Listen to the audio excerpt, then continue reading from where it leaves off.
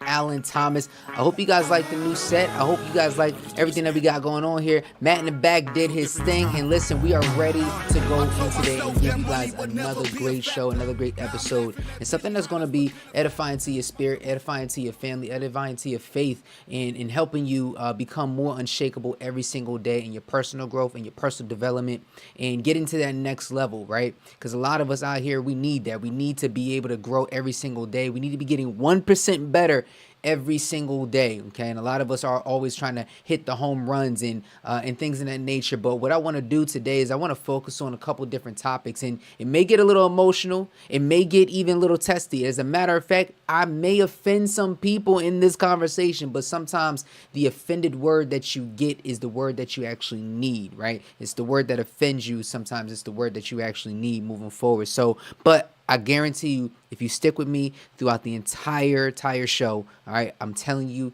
you're gonna be blessed and everything by this. God is in the building, the Holy Spirit is here, and we're here to bless you guys and give you guys something that's gonna help you truly get to that next level. So, with that being said, y'all, listen, remember to go ahead and like, subscribe, share, and let's become unshakable together. Let me shake you up so that you could be unshakable. So some of the topics that we're going to touch on, some of the things are going to be personal today, y'all. Matt, I don't know about you, but we may get a little personal, today. We may get personal with ourselves, and we may get personal, out there in the world. But I think sometimes it's the personal word that in those testimonies is the word that people actually need to actually go to that next level. Now, here's what I want to say, just to start off the conversation.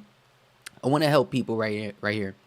A lot of people, and I've been seeing this all over Instagram and seeing it on my social media feed, a lot of people are trying to find their gift, right? Find their gift. They're trying to find where they fit in, and they're inspired by, other people, inspired by things. And oftentimes the reality is that some people out there are not embracing their actual gift, right? You're not embracing what it is that God has given you. Instead, you're inspired by what other people are doing. You try to mimic what you actually see.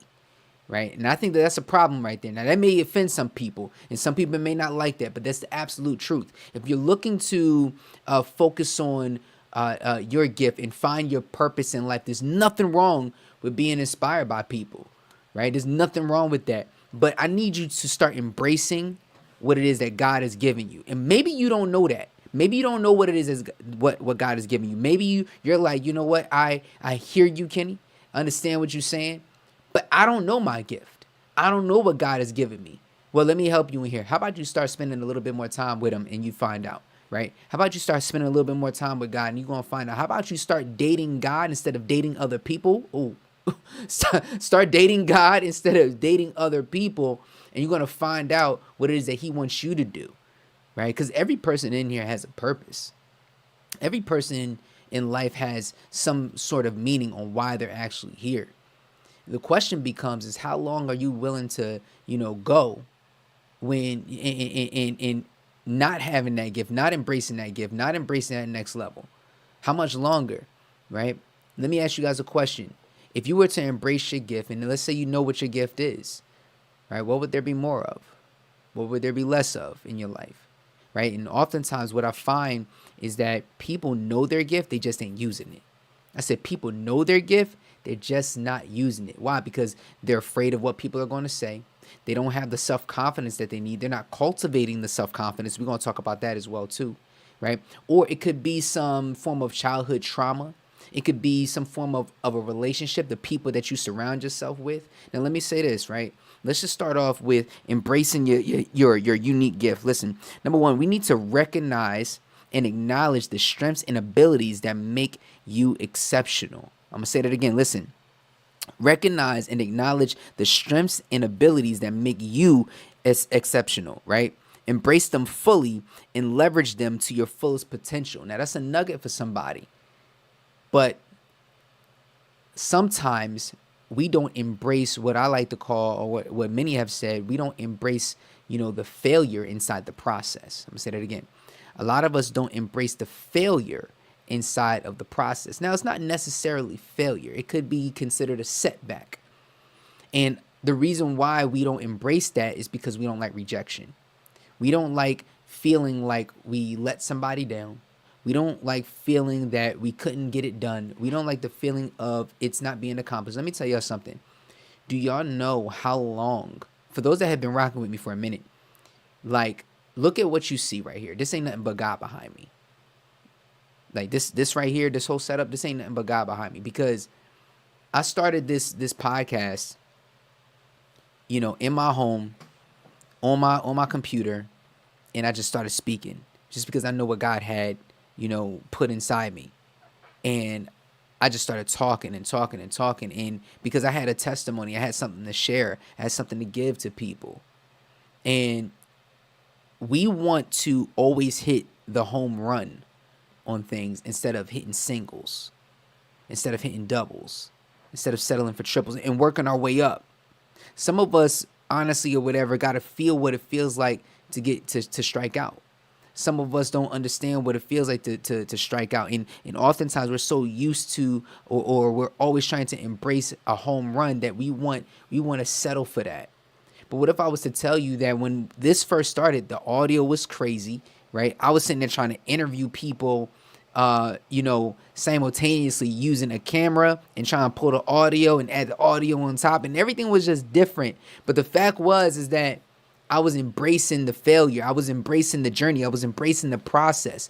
We live in a society today that doesn't want to embrace the process, that doesn't want to eat cooked food. We want instant gratification. We want things to happen just like that, right? And there's nothing wrong with things that, or tools that help you do things faster.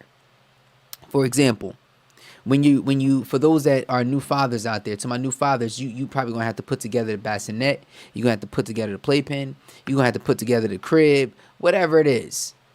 But you got a set of tools to help you do things faster versus doing it just solely by hand. Make things tighter, sharpen things up, right? But understand it's still a process to build it. I'm gonna say that again. Listen, understand there's still a process to build it. Although you have tools, there's still a process, right, to build the actual outcome and what it is that you're trying to achieve, whatever it is that you're trying to build. And in the beginning, when I started doing this podcast and started doing this show, I said, you know what, I'm just going to share what's on my heart. I'm going to share what God has given me. And then it elevated into, okay, there are people that are seeing this and people that actually want to help me.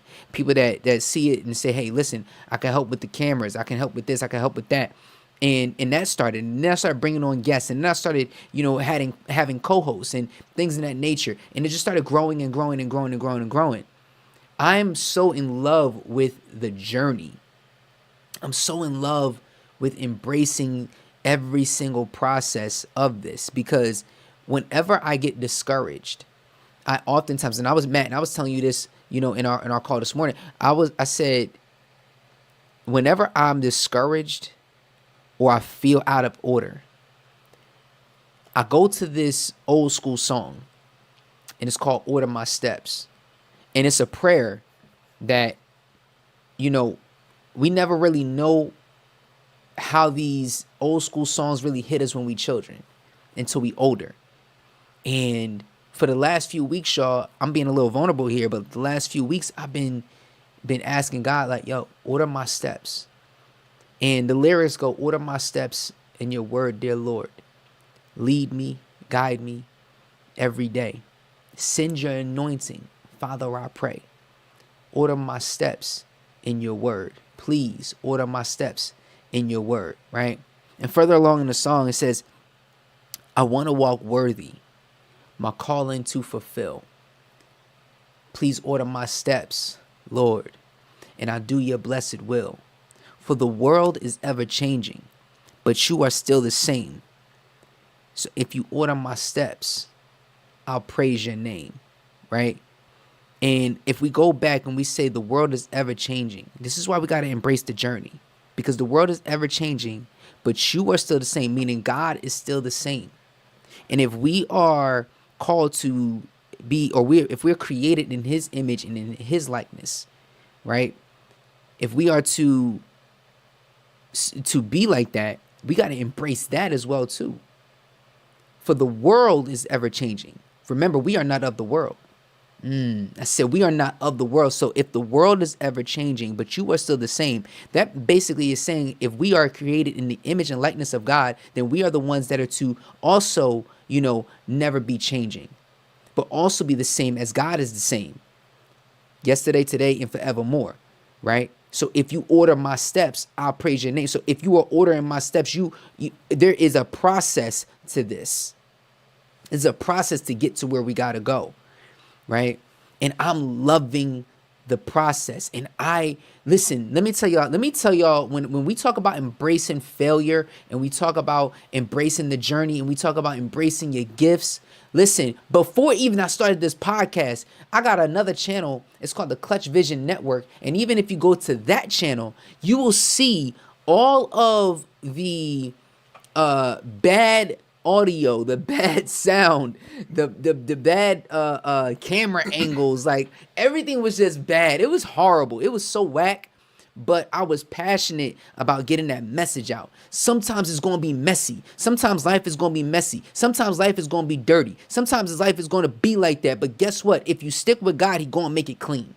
If you stick with God, He's going to straighten it out. If you stick with God, He's going to straighten it out. If you stick with God, He's going to sit there and show you exactly how this is supposed to look. Sometimes we got to get a little dirty. Why? Because if we ain't dirty, then we ain't got a testimony. If we ain't dirty, then how can we? If everybody is clean, then what's the real testimony at the end of the day? What have you really been through, right? What have you really been? How can you really become unshakable in life if you never really been through anything? If you never been through, hell and high water?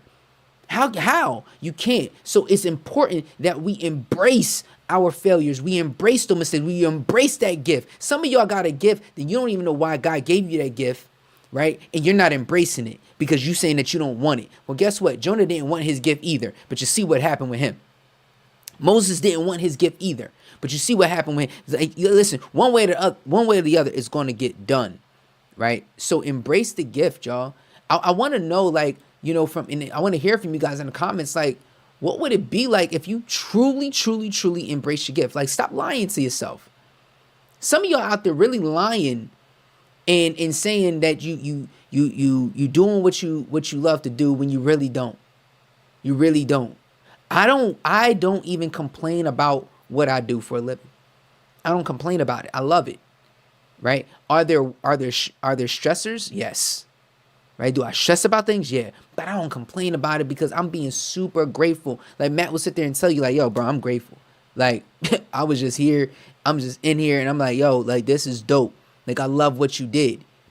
Right? Now, let me say this for my entrepreneurs out there as well, too. If you guys if you're an entrepreneur and you solo dolo right now and you got this gift and you know God has called you to do this gift or produce this service or whatever it is, this product, let me tell you something. It's not going to happen until you actually start delegating certain things and start giving people responsibility. You got to put trust in somebody because the reality is you are one person. You are one being. There is absolutely no way that you're going to be able to do all of this by yourself. There's no way. There's just absolutely no way. Stop thinking that you can do it all by yourself. I saw somebody comment something on a comment that I had a while ago, because y'all know, like, on Instagram or whatever, if you comment on somebody's page or whatever, then sometimes those comments just keep going if they go viral, I guess. And this dude was like, you ever heard of the term I could do better all by myself? No, I haven't. Because you can't. Because you can't do that. Like, who did it by themselves? You tell me. Name a business. Name a marriage. Name a person. Name a TV. Name a brand. Name somebody that did it by themselves. You don't necessarily have to be in a relationship or whatever. No, you don't. But at the same time, as you go through in life, you're going to have to do things with people. You need relationships. You need camaraderie. You need a community. You need people. Check this stat out, y'all. Listen, 96% of people that do any type of personal growth development, any type of personal growth training, end up failing.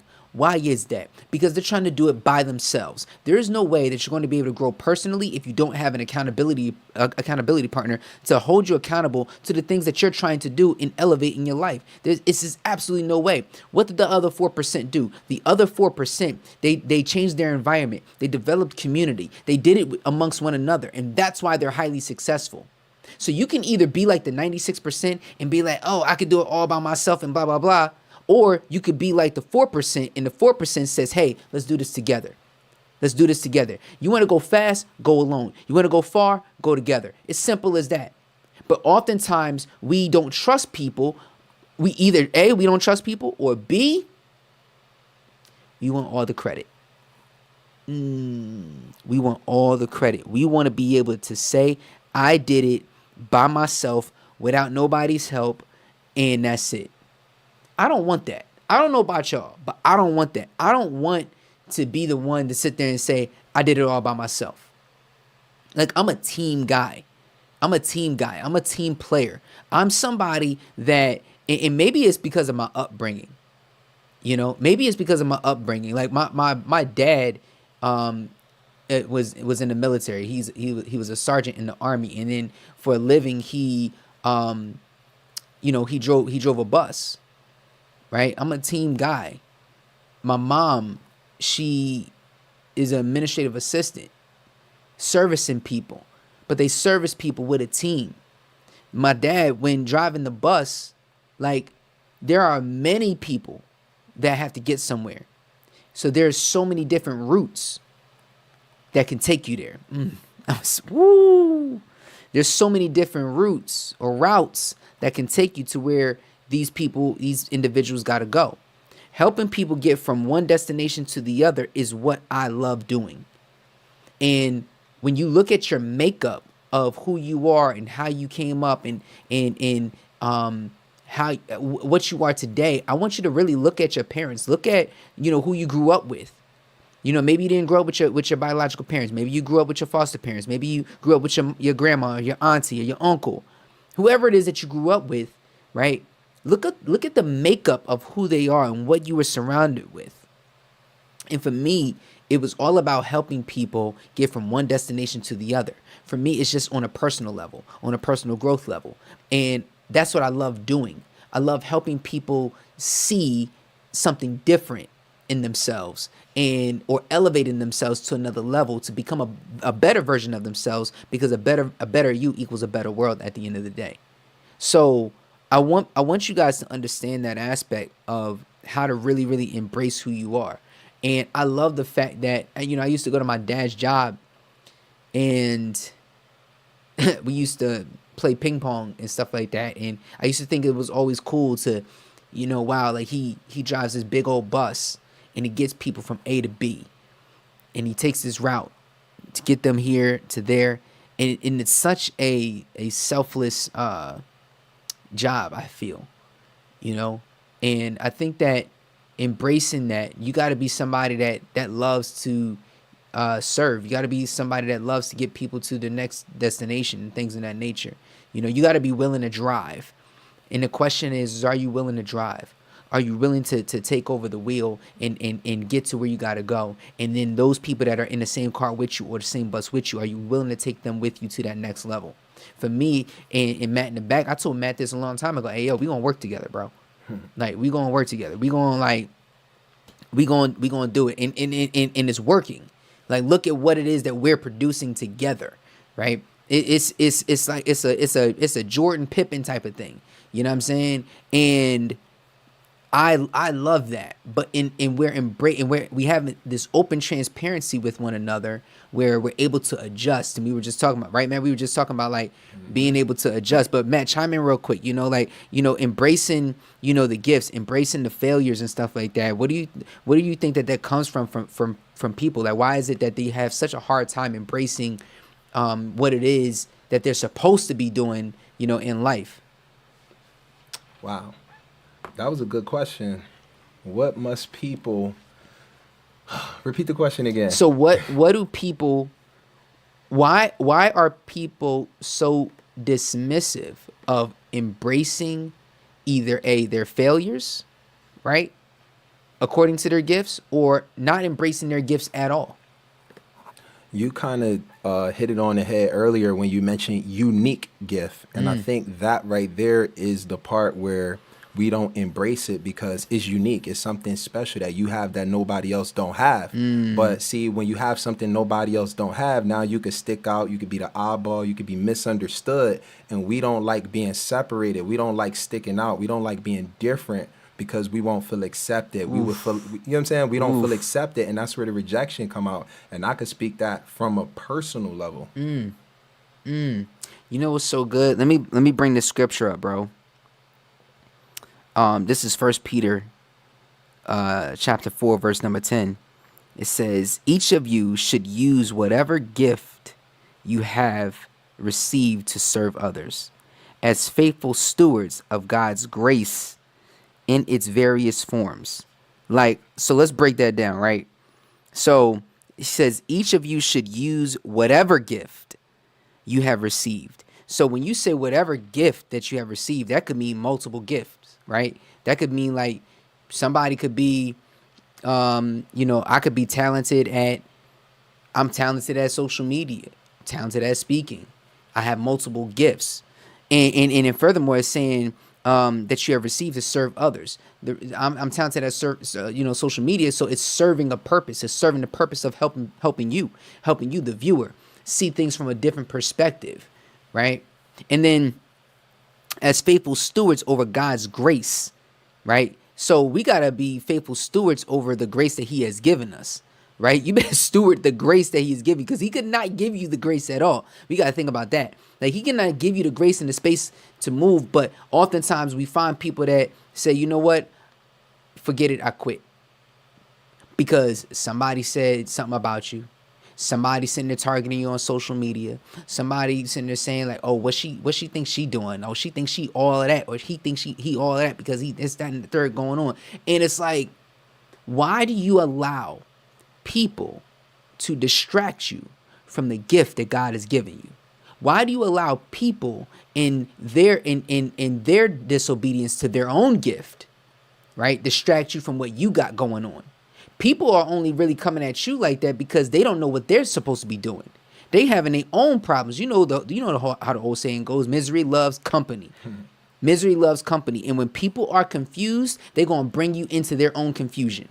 When people are confused, they're going to sit there and say, all right, well, if I'm confused, then you confused too, because they don't want to see you win. They don't want to see you get to that next level. But you are called to steward over God's grace, right? You are called to steward over that. That means be careful, right? Be careful because that grace that you're receiving is a gift at the end of the day.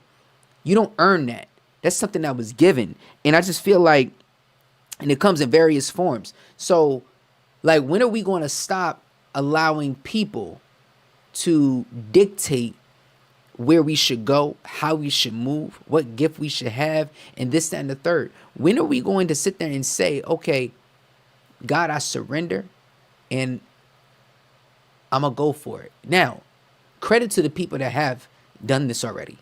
Credit to the people that have shown up. Credit to the people that have said, you know what, I went for it. Credit to the people that are saying, you know what, I went for it. I'm not there yet, but I'm still going for it. Credit to the people that are sitting there saying, no matter what, I'm not stopping. Why? Because I know I'm supposed to be doing this, right? But for those that are out there that tried once, failed, tried again, failed, tried again, failed, and then you stopped, you know what? It was never for you in the first place.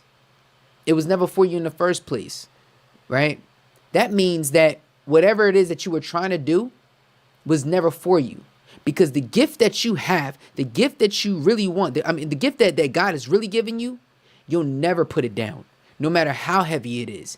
You could be carrying this thing across all of America, across your whole state, across your whole city. And you may take a break, but you're going to pick that thing back up. You may take a break just to grab a drink of water, but you're going to pick that thing back up because guess what? It's something that's in you that's going to sit there and say, I need to get this done no matter what. No matter what. Which brings me to... Go ahead, Matt. Go ahead, Matt. Oh, man, let me chime in before you get to the next point. It's funny because when we're talking about calling, somebody has said this and it makes sense. That's why it's called a calling, because you can't run from it. It's going to keep on calling. It's going to keep on calling. Now look, Ephesians chapter 4 verse 9, it talks us to walk worthy of the calling that we have received. So for me, I would give a practical step. It's saying step one is just receiving. Walk worthy of the calling you've received. You can't walk worthy of something if you don't embrace it. You can't walk worthy of fatherhood if you don't embrace that you're a dad now. You can't walk worthy of an entrepreneur if you don't see yourself, if you can't see you as that person. So you got to receive it. Even though you can't see it, you got to believe it. That's what walking by faith is. And now you can begin to walk in that because you see yourself with the cape on. Now you say, you know what? Maybe I can be a hero. Maybe I can do something that's going to help and save somebody. Maybe I can do something that's outside of me. Last thing I say is this. Another thing about the calling we got to remember, it's not for you. We look in the mirror so much that we don't see all the people behind us in that same mirror. Or should I say, turn around, you'll see so many people behind you, but all you can see is the one person in the mirror. But it's thousands of people behind you that's waiting for you. Man, that's so good, bro. I feel like, man, that's so good. And I was just talking about this the other day. The whole mirror aspect. When we leave the mirror, we take on the weight of the world. When really we're only supposed to carry the weight of what we see in the mirror. And that individual person, it's like doing a push-up. That's your own weight. It's the weight that God has given you. Push that thing up. Push your own weight. Sometimes it's going to be hard. Sometimes it's going to be a struggle. But push your own weight. It's hard. It's hard enough to do that. Why carry somebody else's weight, right? Now the Bible also says to carry one another's burdens, right? But when carrying each other's burdens, right, I'm taking on that for a period of time, right? I'm not carrying that for the rest of my life. I'm carrying that for a moment, for a season, for, a hot second. And then once that I'm taking this burden off so my man can get a break, so my homegirl can get a break, I'm carrying that burden just so that I can give them a breath. It's kind of like when you in the weight room and you bench pressing, right? And as you bench pressing, you busting it out. Boom, you got like you hitting 7, but you got to do a rep of 10, and you get an 8, and then you get 9, and then on that 10th one, it's a struggle. It's a struggle. So you get a spotter in the back. And when you got that spotter in the back to help you, that's someone that's carrying that burden for you for a second, just so that you can regain your strength to finish that rep. That's all really accountability partner is. Somebody that's going to help you when you get tired, to help you through, help me with this one rep. And then boom, we're going to start over just so I can get my strength back, just so I can get my legs back, just so I can get my wind back. That's why we need each other. That's why we need people in life. And you brought up a great point, man. And this kind of like leads me into the next point is cultivate self-confidence. You got to cultivate this self-confidence. You got to believe in yourself and your abilities. Okay. Trust that you have what it takes to overcome challenges and achieve your goals. Develop a strong belief in your own worth and capabilities. A belief in your own worth and capabilities. Like, what are you capable of? Some of us are so jaded and there's so much pushback because of the trauma that you faced in your life. Some of you, let me just say this, man, like it's hard. Some of us have experiences that they don't wish upon no man or woman. And because of that, it's diluted your self-confidence. You know what you're supposed to do, but you don't have the confidence in yourself because of the trauma that you faced in your life. Because of the female that messed you over. Because of the dude that, beat you. Or because you were molested. Or, because of, people deceiving you. Lying to you. Right? Let me tell y'all something, yo. Like,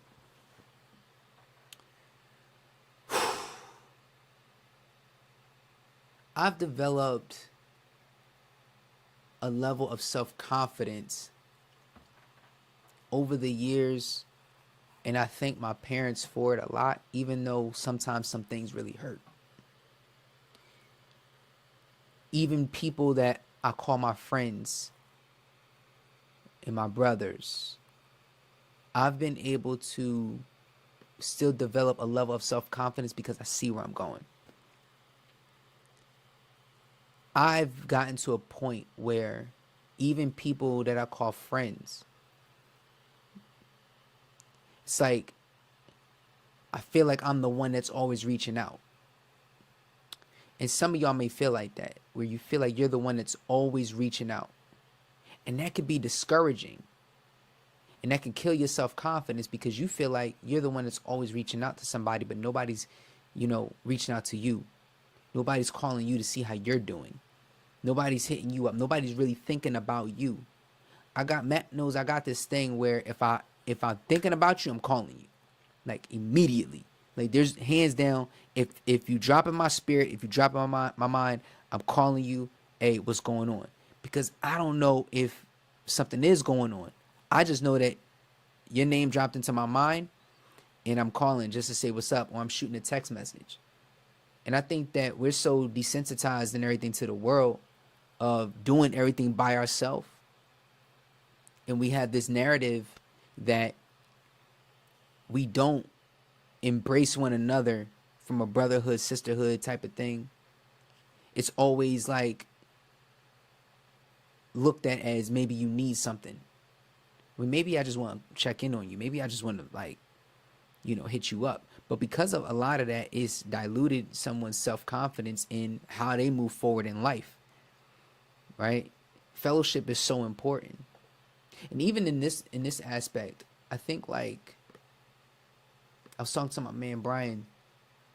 He mentioned that his father is, and when we talk about self-confidence, I want to just say that I think fathers are so important to a young man's self-confidence, a young woman's self-confidence, right? I just believe that a father's presence is so important throughout life. Not just as a child, but even older.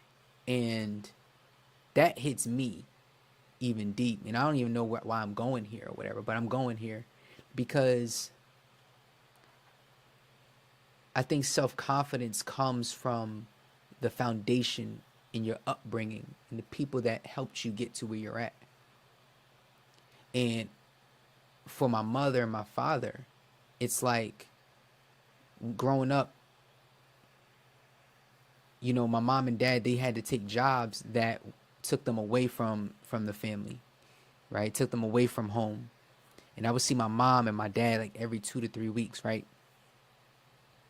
And this happened from the age of 10 till I was like a junior or senior high school. And it was tough because it's like, dang, like you want to see your parents. And I would dare say I didn't have a lot of confidence in myself during that time because my parents weren't around.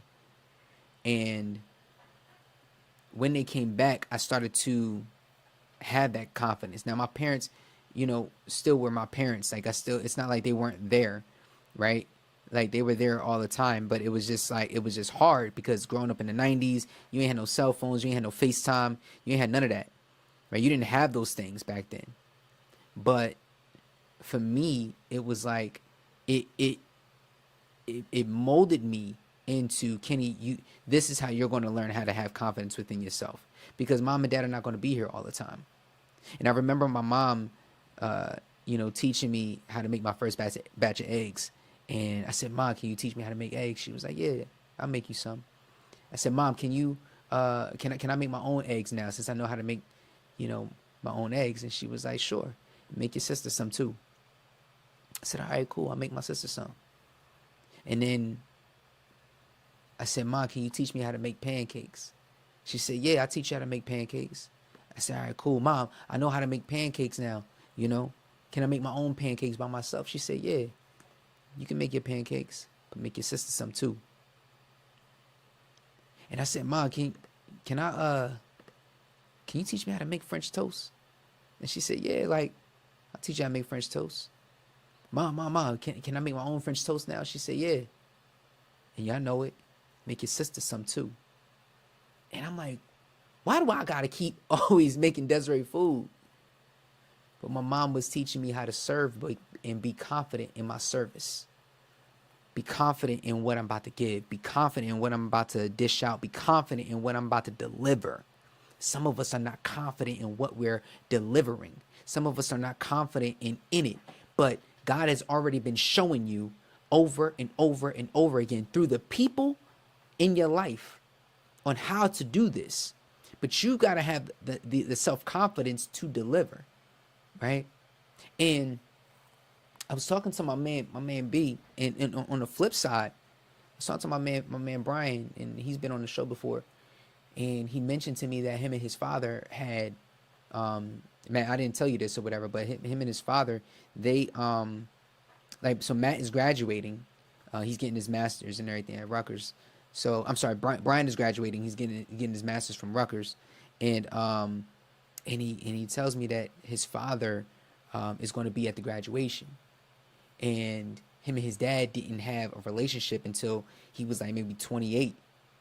And Brian is like in his mid 30s and everything right now. So it's wild. And his dad said these words, bro, and this joint hit me so hard. He was like, I missed a lot of birthdays, graduations, but I'm happy at the fact that I get to see this one.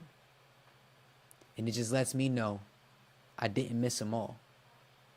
I didn't miss them all. And I was like, man, it hit me because even in my own life, like, I love my father. I love my dad, you know, and we have a really, really good relationship.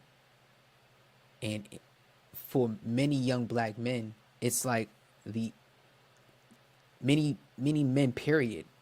There's a lot of fathers that's just missing in the early stages of a young man's life. Those stages where they're super, super critical and super important to have a father. But then when you get to be an adult and you become this adult, it's like you want to share that with your dad. You want to share your adulthood. You want to share your accomplishments. For me, I haven't really had the opportunity to share my accomplishments with my dad in person, per se, because my dad lives on the other side of the country. So it's like, you know, I only get to see him virtually. And it's like, it's hard, you know what I'm saying? Because it's like, dang, like I want my dad to be here with his grandkids and everything as well too, and have these moments and be able to hold them and be able to share these birthdays with them and be able to, you know, just share life with them, right? And be able to do what granddads do, you know? And it hit me. I got emotional about it because I'm like, dang, like, you know, I've only seen my dad like maybe in the flesh, like as far as in person, because I talk to my dad all the time virtually and everything, FaceTime, but I've only been able to see him maybe 3 times in the last 10 years. And man, I ain't gonna hold you. That joint kind of, you know, when you think about it, it kind of hurts because it's like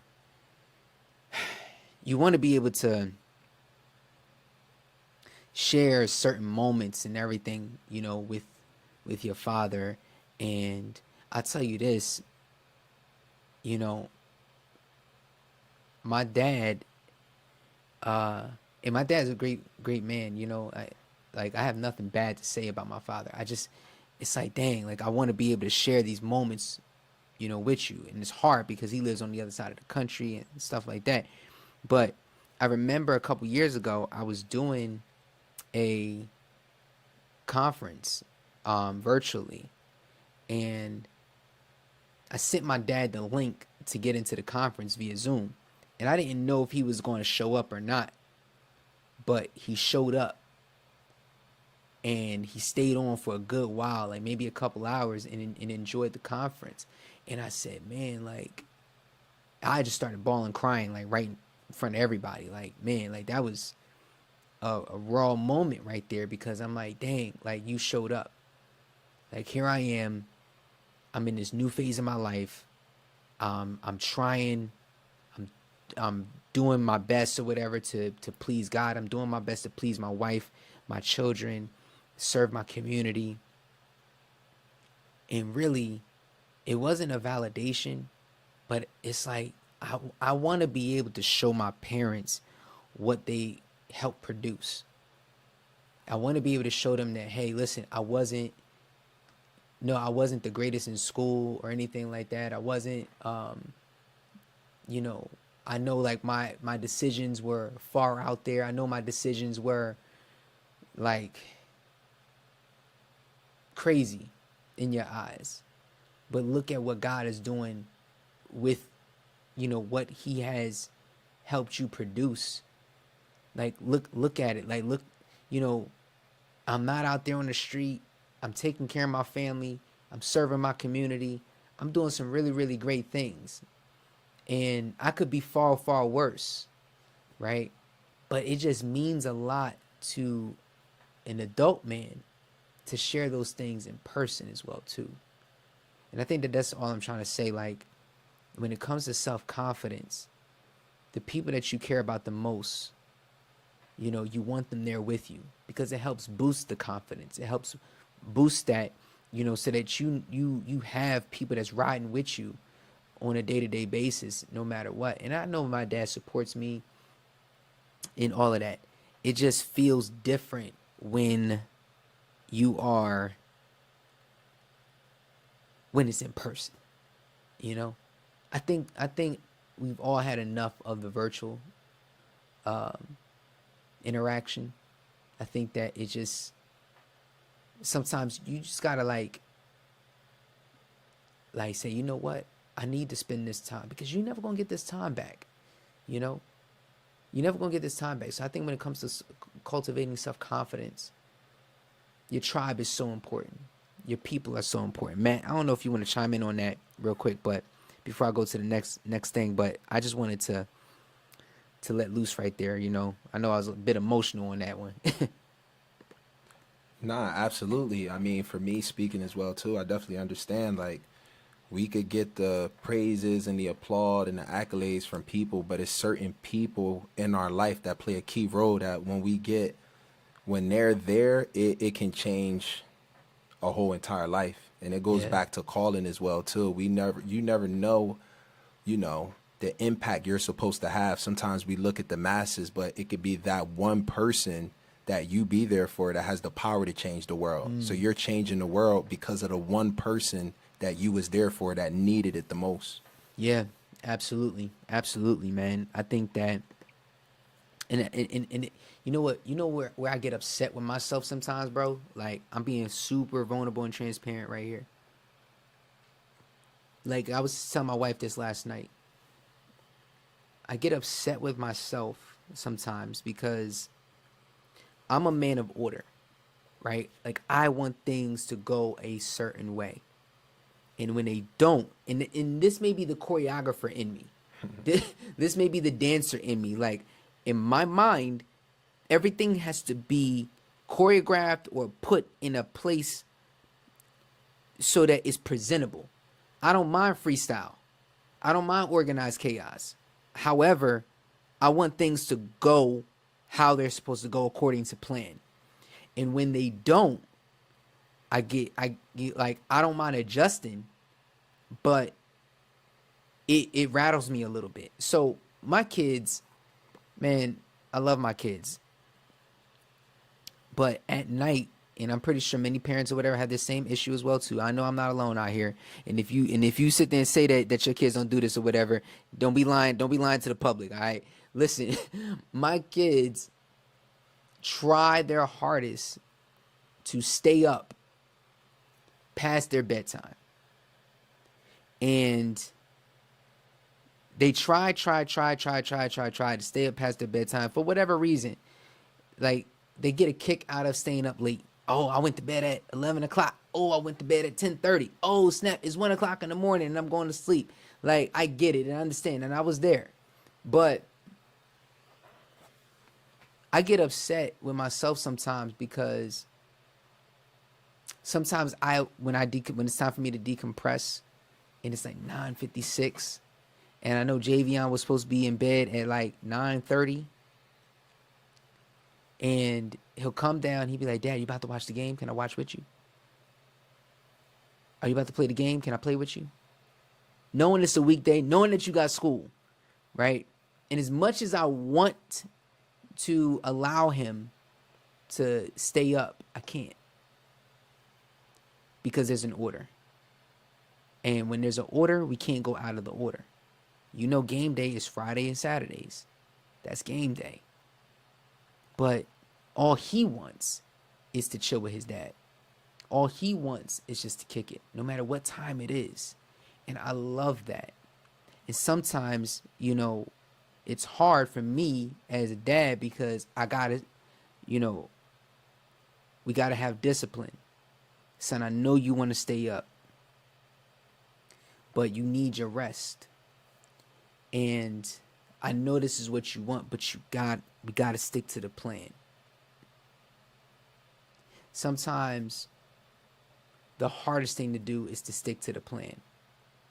Because if you don't stick to the plan, it could derail your self-confidence within yourself and your ability or whatever to do what it is that you're called to do. And sometimes people will, although you want to give and you want to be the nice guy, sometimes you got to be the bad guy so that you're able to get the job done. Sometimes, and as hard as it may be for me, I get upset with myself because it's like, dang, I don't want to tell my son no, but I have to tell my son no. Otherwise, I could be leading him down a road of, what's the word I'm looking for?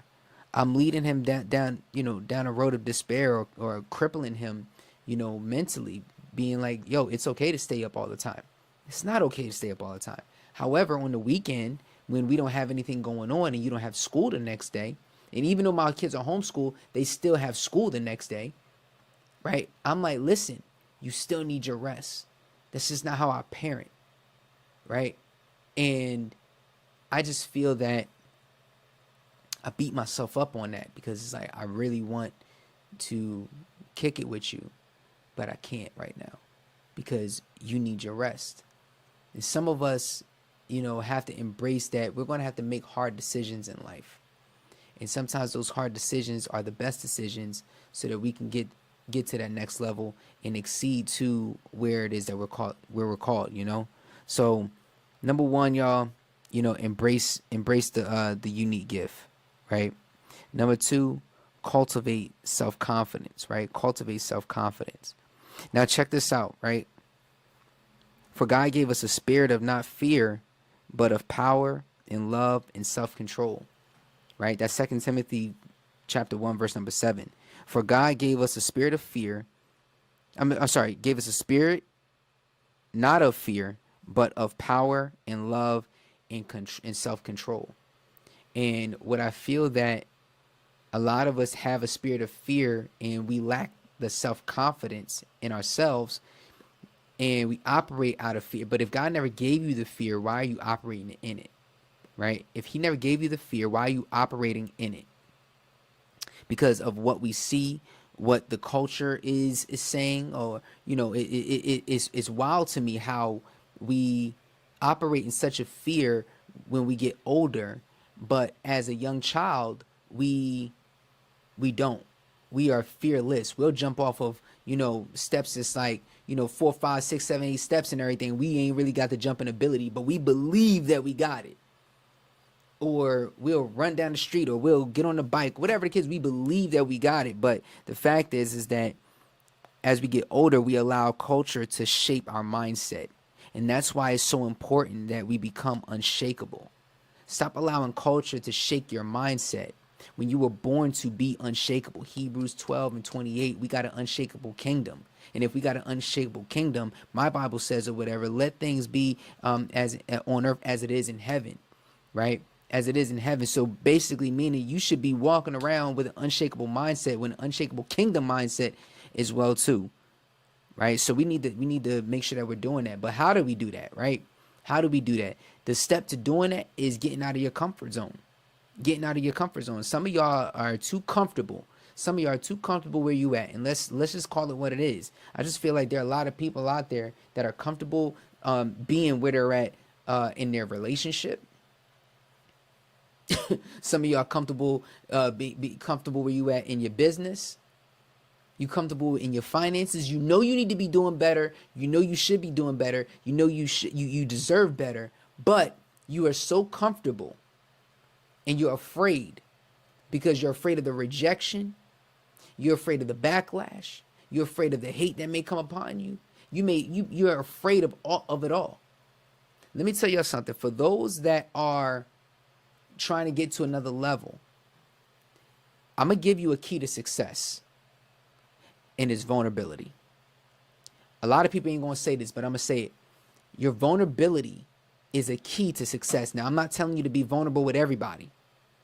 I'm telling you to be vulnerable with certain individuals that can help you, that you can help one another.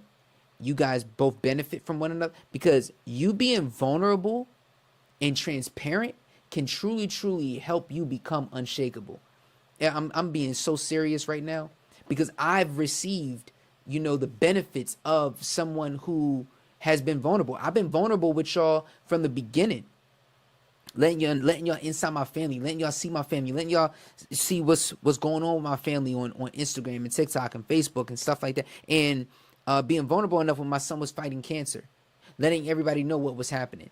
Being vulnerable with certain people and let them know, yo, my finances is not right. I need help. I need help. And that right there is the key. That right there, people are not vulnerable enough with their finances, and because they're not being vulnerable with their finances and things in that nature, you are sitting there suffering, and your family is suffering, and your vision is suffering, and your gift is suffering, and the purpose is suffering, because you're not being vulnerable enough to be honest and say, this is where I'm at. I need help. I need help. Our pride and ego are going to be the death of us, because we are afraid to sit there and say, hey, I need help in this area. Because it's embarrassing, or it's a taboo thing to say that, if you ain't got your finances right, listen, hey, who's going to fault you if you never learned? If you never learned about wealth, if you never learned about these things, like, you can't get, woe to the person or whatever that sits there and faults you if you never really learned the ins and outs. Like, straight up. Like, if somebody's going to be ignorant at the fact that if you never really learned how to do it properly, like, you know how to walk, you know how to talk, you know how to cook, you know how to clean. Somebody taught you how to do those things. But when it comes to our finances, we get real, uncomfortable about it, and we don't want to talk about it, and we don't want to really embrace that. Why? Because the world has made it so that, you know what? Let's make it real uncomfortable for people to talk about money. Let's make it real uncomfortable for people to talk about their credit. Let's make it real uncomfortable for people to be, like people are being dishonest about where they're at. And we show on Instagram or social media that everything is all cool, and everything ain't cool. And I had to sit there and tell, my boss. So I'm like, listen, hey, this is where I'm at. This is where I'm at. I'm going into a financial crisis. And if something don't change quickly, this is going to happen. I looked at my finances. I looked at where I'm at. I looked at all of that. And if something don't change quickly, hey, boom. And I'm not saying share your business with everybody. You don't have to do that. But if you are open and transparent, people will help you. People will sit there and be like, be intentional, but be honest about it as well. Don't just be like, oh, I need this amount of money. No, be intentional about it. Be honest about it. When you're honest about these things, things happen. Things change. Pray about it. Be in prayer about it. Ask God to reveal who is supposed to help you. Ask God to reveal where is my path. Ask God order my steps according to your word. Lead me, guide me every day. Send your anointing, Father, I pray. Order my steps in your word. Right? And we are very, very lukewarm when it comes to our destiny. When it comes, we are lukewarm when it comes to our growth. We're lukewarm when it comes to our gifts. We're lukewarm when it comes to our talents. We're so lukewarm, but there are so many people out there that are not. Shout out to the people that are not. Shout out to the people that are going after it. Shout out to the people that are going to the next level. Shout out to the people that are saying, you know what, I'm going for it no matter what. Shout out to the people that are hot or cold.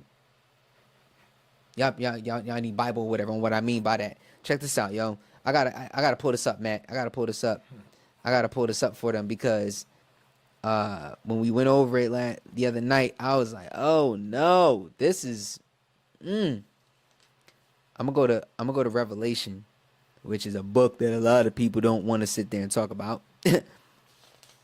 So I'm gonna go to Revelation chapter 3, verse number 15, and we just learned about this too.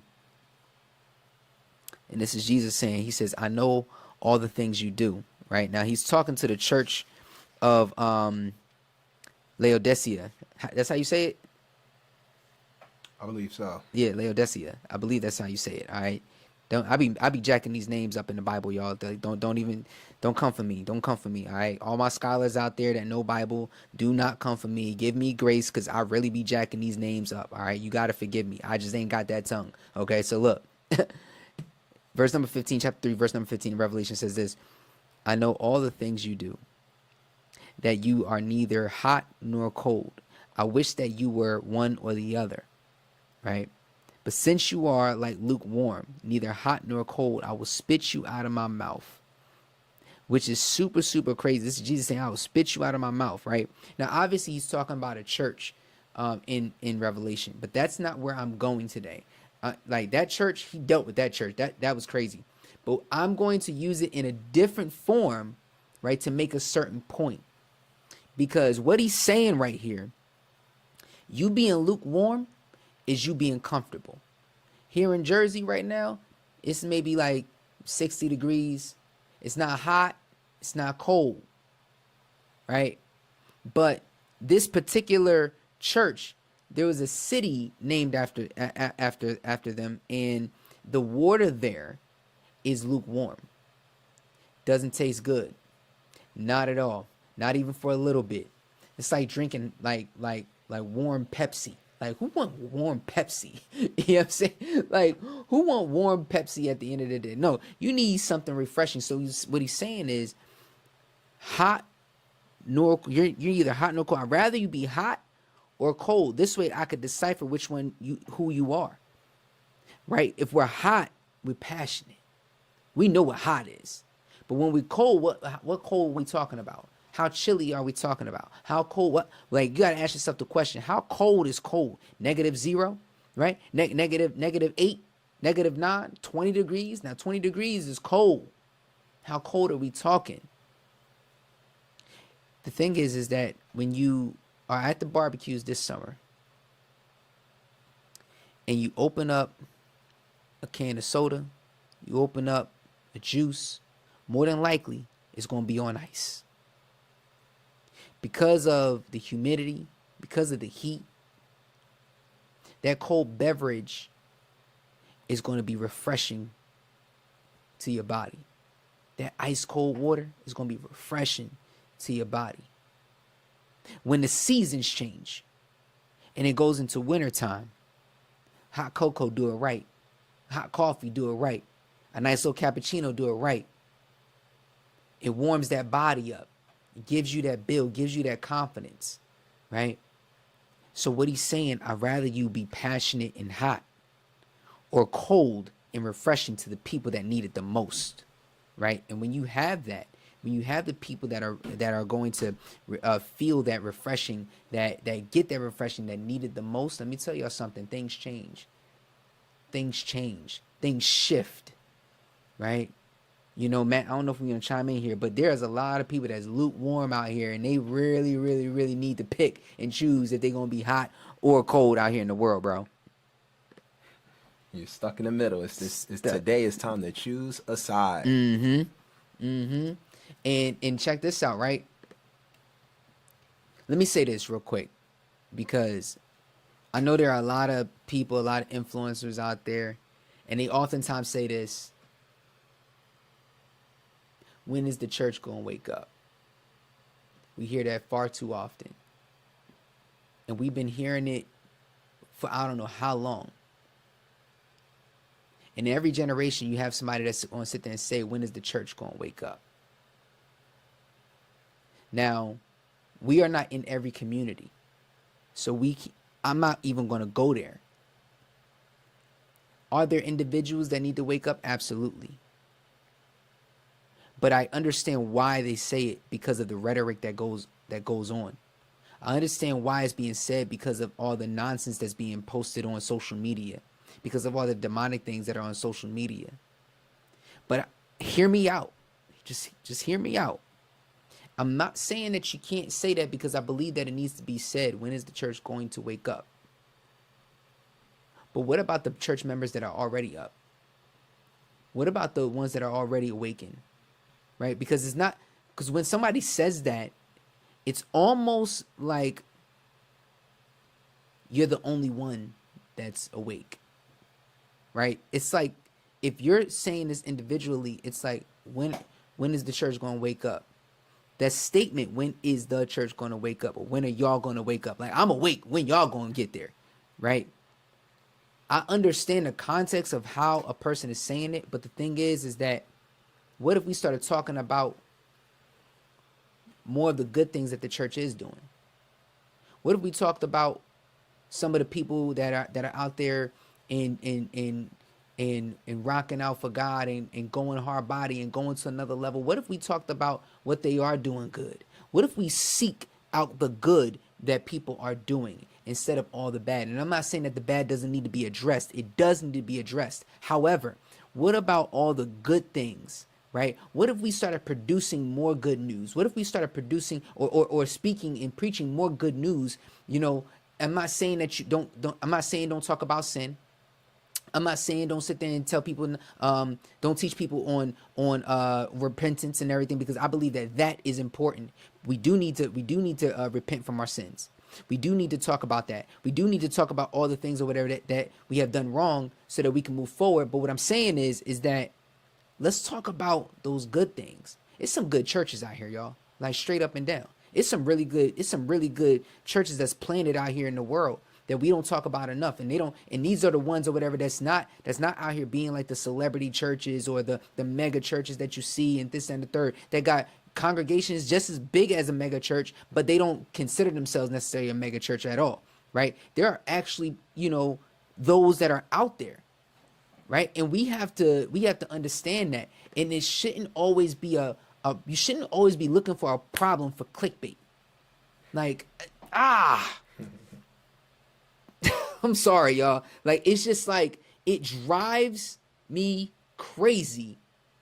Like, what's wrong with just speaking about what God has given you?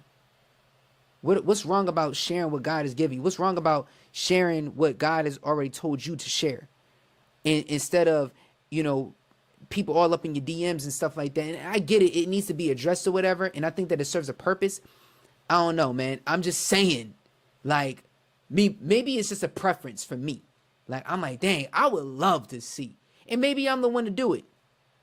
Maybe that's the answer. Maybe I'm the one that has to take on that part. Since I'm talking about it, maybe I should be the one to actually start doing that more. Maybe that's the lane, that I should address from time to time as well too. Because if those people are taking care of that lane because it does serve a purpose, then maybe this other lane or whatever is something. Maybe that's something that we explore down the line or whatever, talking about the good news and stuff like that. But don't be sitting there be coming for me or whatever if I'm talking about the good news and stuff like that either, because you got those people out there, like, he talking about the good news but he ain't talking about the people that's sinning.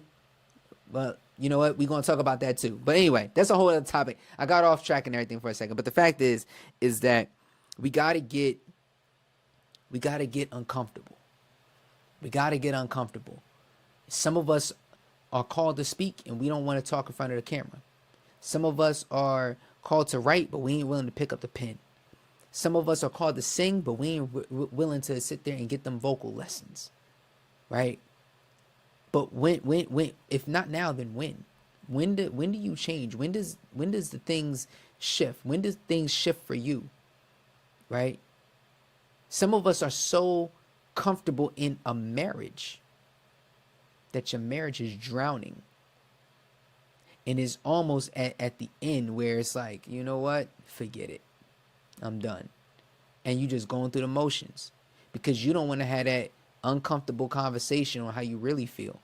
You don't want to have that. Let me tell you something. If you love that person so much, then you wouldn't allow another minute to go by without addressing the issue. Because if God is in the middle, if God is in the mix, let me tell y'all something, y'all. If God is in the mix, then that lighthouse or whatever won't ever fall down. Why? Because it was built on a certain foundation. What do I mean? You can either build your house on a rock or you can build your house on the sand. But the last time I checked, I ain't seen a sandcastle that's lasted any type of storm. I ain't seen a sandcastle yet that's still up to this day that wasn't that was in its original form. It doesn't exist. But there are many lighthouses along the shore that I've seen, and they're there. They've been there since the 1800s, the 1700s, right? The 1600s. Them things is there, right? Temples, churches, because of how they were built on a certain foundation. So what I'm saying is, inside, I don't even know why I got to the relationship part, but in your relationship, in your marriage, in your growth, and where you're at, let me tell you, you want an unshakable relationship, right? You need to have an unshakable conversation. And when I say an unshakable conversation, I'm talking about a conversation that's so unshakable that the enemy can't come in and divide y'all. No matter what's being said, the enemy can't come in and divide y'all. That conversation is going to cultivate into something that is going to marry into something that is going to be brand new. It's going to be such a refreshing that when you start walking down the street, people are going to see the anointing on you. People are going to see you. People are going to see like, wow, I want what they got. I want that right there. Not knowing what you just been through. You know what I'm saying? And that's what I'm talking about, becoming unshakable, like in having that type of mindset. And yeah, we probably ruffle somebody's feathers today. But the fact is that I believe that if you drive it home and build on that self-confidence, have those get out of your comfort zone. Because who knows? You never know what God will do in your life or whatever if you came out of your comfort zone. Let me just say this last part real quick, right? And stepping out of your comfort zone, check this out. Be strong and courageous. Do not be afraid. Do not be discouraged. For the Lord your God will be with you wherever you go. Joshua 1:9, right? Be strong and courageous. Be not afraid. Do not be discouraged. For the Lord your God will be with you wherever you go. And again, it goes back to what I said earlier. Let God order your steps. If he's ordering your steps, then he's going to be with you every single way. Lead me, guide me every day. Send your anointing, Father, I pray. Order my steps in your word. Please order my steps in your word. Right? Order, he says,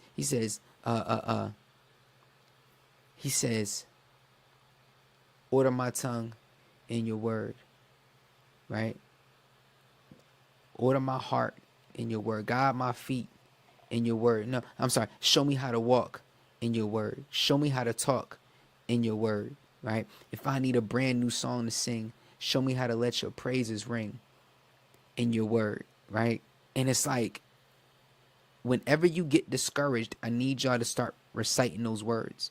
Lord, order my steps so that he can put you on the right path and put you on the road to success and get you back on track to where he wants you to go. Why? Some of y'all are sitting there asking for blessings, but the blessing is waiting for you. You keep getting off track, but if you say, God, order my steps, you're going to put you back on track. Why? Because there's a blessing that's waiting for you at the end to the next destination as soon as you get off that exit. Right? So I'm not sure who this was for today, but I'm telling you right now that your next level of growth and success, it starts with you saying, hey, I'm going to embrace my failures. I'm going to embrace the gift that God has given me. I'm going to walk in that self-confidence, and I'm going to get uncomfortable. I'm going to shake some things up. I'm going to shake some things up because I want better for myself. Let me tell y'all, listen, get 1% better every single day. You get 1% better every single day for the next year. You're 365 days. You're 365% better than what you were the year before. I'm gonna say that again. Listen, if you get better 1% a day for the next 365 days, you are 365% better than what you were 1 year ago. Focus on one area of your life. Stop trying to hit a home run. Focus on those singles, right? When you focus on those singles, things change, things shift, things go to another level. And if you made it this far by the end of this video, make sure you guys go ahead and like, share, subscribe, all of that. Matt, you got any last comments before we head out?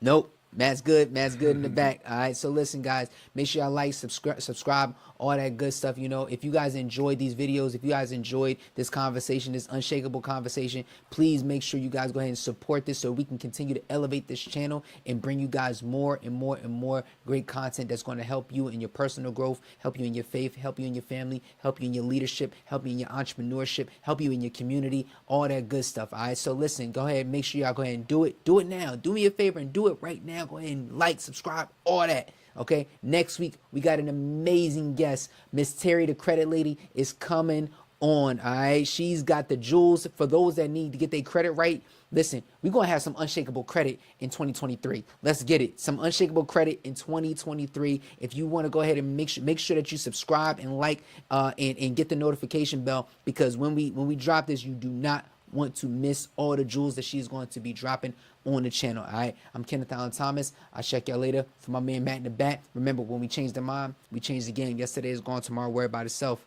and today is all we got. And today is all you got. You make sure you impact today the best way you know how, and make sure y'all go ahead and support and get your unshakable hoodies. There's gonna be a link in the description below. Go get it. One love.